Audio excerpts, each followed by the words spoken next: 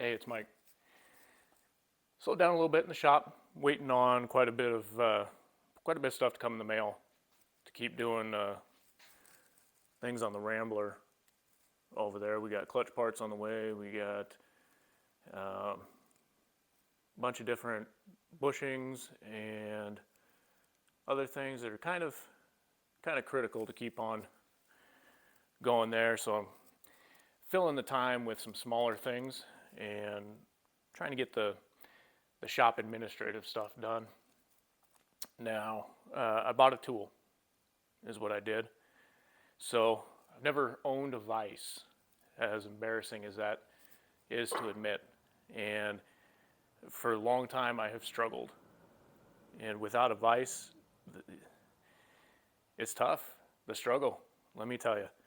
I've been getting by, sort of, with just an old little workmate, little foldable bench that I've had for many, many years. But ultimately, the capabilities in the shop are just not the same as when you've got a proper vise. So I decided, went down to my local Harbor Freight and was browsing their selection, and I ended up with this. Now this is Doyle 6-inch bench vise. And there's a couple of things about it that really impressed the pants right off me. First of all, let's take a couple of measurements. Now, Doyle, I guess, is their premium brand compared to their other Central Forge stuff. It seems to be of a little nicer quality. You can see this being the 6-inch vise, quite big. It is a beefy piece. So front to back, when it's closed, we're looking at about 17 inches. Stands just at about 10, little less than 10 off the bench. So it's big vise, 68 pounds. The box and their advertising say it's a 6-inch vise. 6-inch jaws this direction. But when you measure it, look at that. 1/2-inch bonus nachos. So that was kind of cool. Nicely packed, real smooth. They sure did pack enough grease in there, but real smooth, not hardly any slop to speak of. Maybe a quarter turn, if that. But those things that impressed me, let me show you. I'll close this back up. Take a look at that. Let's see if I got a piece here. Do you see how well the jaws line up?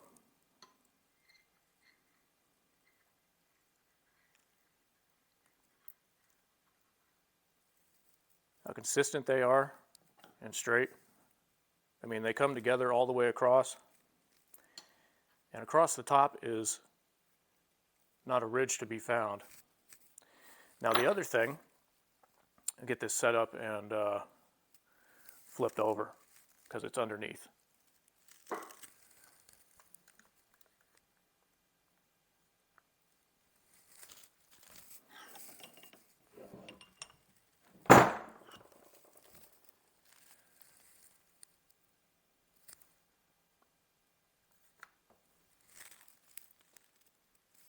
All right, we're underneath. Now the locking lugs on this piece look to be pretty stout. Now a lot of the vices I've seen when I've been shopping are just bolt heads, maybe a washer that travel in a slot and prone to, either bend the washer, break through, a lot of different things. But those lugs are certainly not going to break. I guess I might question the durability of this lip, because I really don't know how thick that is, but it seems to be okay. And of course, abuse will destroy any tool. But I'm real happy to see that the little extra effort there on the locking side instead of just some cheap bolts. Now I don't know what a real Wilton looks like underneath, but I'd say I'm pretty impressed for a $200 Vise. Now that was without coupon, without discount. So now that I got the Vise, I need somewhere to put it. The bench, this is just a chipboard from right at top out of my old kitchen. It's got no structure. Suppose the cart there, but that would this thing's 60-something pounds hanging off the front of that would just tip that right over, and I'd be picking up tools off the ground and replacing a cart, I imagine. So, show you what I'm going to do. I got some material laid out, and we're going to make a home for this thing. So I went out in the backyard and started taking apart the old basketball hoop. Wasn't being used, and the ground around it's pretty uneven, so not very good. It's got some nice thick plates here we can use as the mounting pad for the vise. The two pieces aren't quite big enough individually, so we'll probably have to stitch those together. Make something that the vise can sit on top of. Also scrounged up an old steel wheel. Pretty rusty, dirty. It's got cuts on the edge, so nobody's going to miss it for anything else. And it's pretty deep, so I can fill the base with weights. Keep that whole assembly pretty solid on the ground. So yeah, it's probably time to start getting some cuts made and get something built.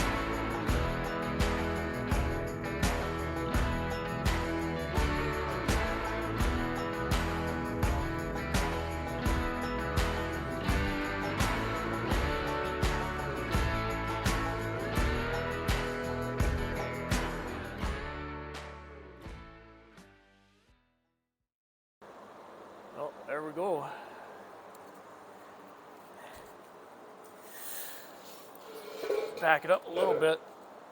And also what I've got, I'm thinking I'm just gonna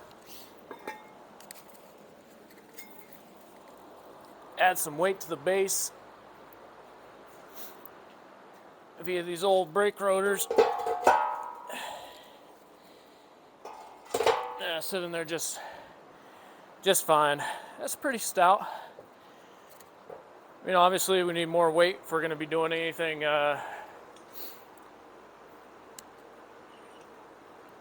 super extreme.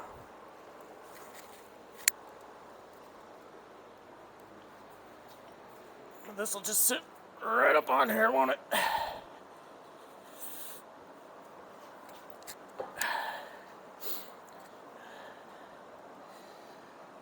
Or I lied to everybody and found out that the back 2 mounting holes are not 6-inch centers.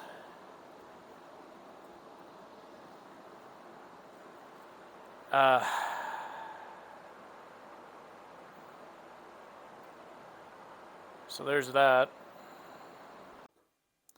Got a little confession here. I didn't realize that the bolt hole pattern was not square on this thing, so I laid out a square 6-inch center pattern. Turns out the back holes are further apart than the front holes and whatnot, so you know, things happen. Probably would have been better off with like a paper template or something to start with, but you know, no big deal. I just elongated the holes. Got the job done. It's working out good.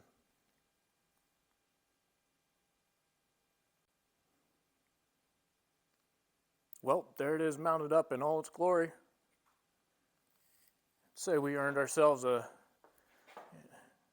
just better than a D- in shop class. But if you ask me, I'd say got ourselves a blue ribbon winner at the state fair for abstract art.